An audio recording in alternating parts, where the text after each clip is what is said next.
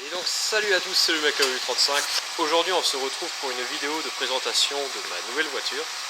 Donc c'est une Citroën BX. Donc pour ceux qui ne connaissent pas, la Citroën BX c'est une voiture des années 80 qui était assez révolutionnaire pour l'époque, pas au niveau des suspensions parce que les suspensions Citroën c'est des suspensions hydropneumatiques, donc la voiture se lève. Et puis il n'y a pas d'amortisseur ni de ressort, c'est des sphères et des vérins. Donc la voiture, c'est des suspensions hydrauliques en fait, elle se lève, elle peut descendre. Et c'est un confort royal, mais ça existait déjà depuis la traction 15.6 et bien sûr la DS. Mais ce qui était assez révolutionnaire, c'est qu'on commençait à avoir quelques éléments de carrosserie plus en tôle. Donc ça c'est de la fibre. Ça c'est de la fibre, ça c'est de la fibre. Non, ça doit être de la tôle par contre.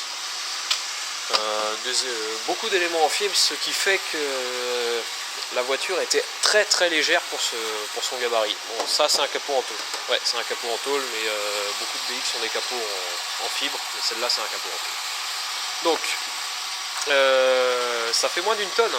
Ça fait même moins de 900 kg. Vous vous rendez compte, hein, le gabarit de la voiture, enfin, ça doit faire 900 kg. Le gabarit de la voiture, ça fait quand même la taille d'une 405. Hein. C'est même peut-être un peu plus long qu'une 405. Ça fait moins d'une tonne. Donc c'était le modèle base. Donc, le modèle base, c'est le modèle le plus bas de gamme de la gamme BX. C'est une phase 2, donc de 87. Une des premières phases 2. Une des premières dans les premières. Pour reconnaître les modèles de base, en fait, c'est simple, on les reconnaît comme ça. Il y a le logo BX tout seul, sinon c'est toujours suivi pour les autres modèles de soit BX14 ou 16 ou 19, ou alors BXD, BXTRD, enfin, etc. La voiture a très très peu de kilomètres, elle est super propre. Elle a quelques points de rouille parce qu'elle était en bord de mer.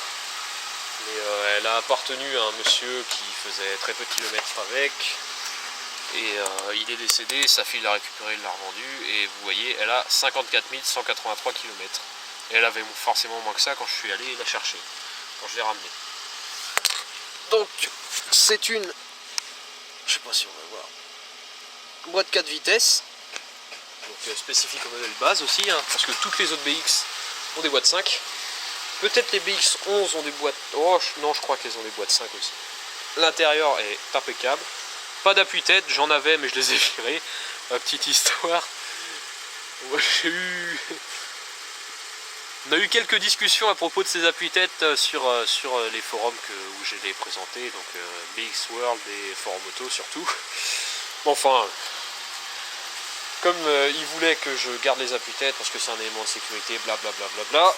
J'ai dit sûrement pas parce que c'est des appuis-têtes bleus. C'était un appui-tête bleu de montée et je trouvais ça horrible. Donc ça a dégagé.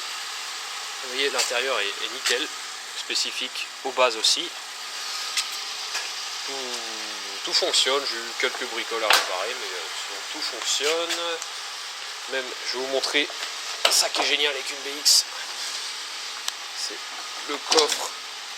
Le coffre est juste gigantesque. Allez, marche toi. Oh merde, il marche plus. Putain, il marchait tout à l'heure. Bon, bah je sais pas ce qu'il a. Voilà, mon éclairage de coffre fonctionnait tout à l'heure, enfin c'est pas grave.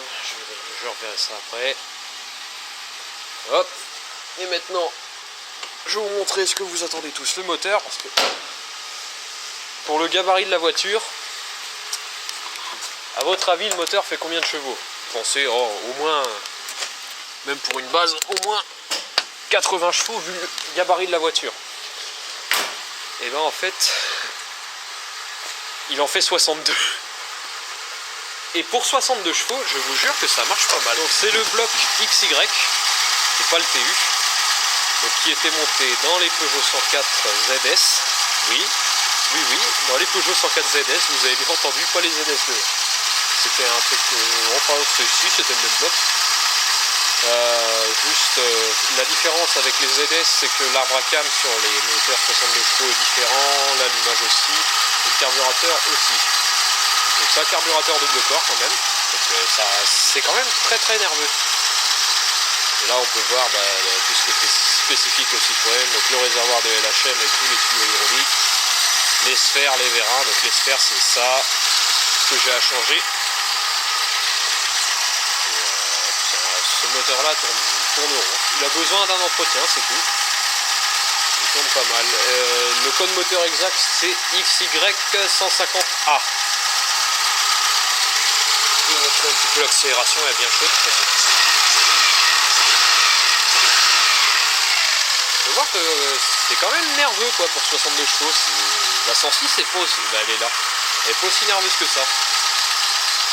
Et une fois que les sphères seront changées, parce que là la voiture rebondit, je vais mettre ça.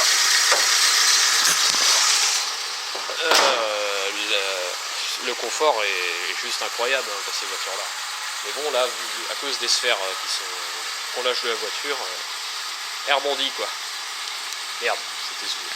Donc il y aura des vidéos sur le remplacement des sphères, sur peut-être l'entretien, je verrai. Enfin, j'ai mon pulseur d'air là qui fonctionne pas, comme vous avez sans doute pu le voir là, avec la façade là qui est à côté.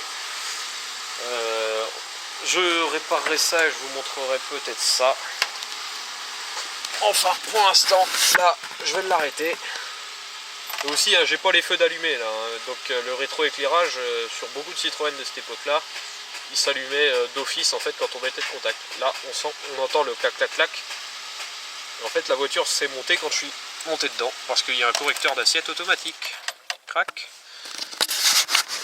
J'éteins ça parce qu'on est dans un truc fermé. Et sinon, je vais me faire asphyxier par le monoxyde de carbone. Ah, j'ai oublié un truc important. On la gare en position basse.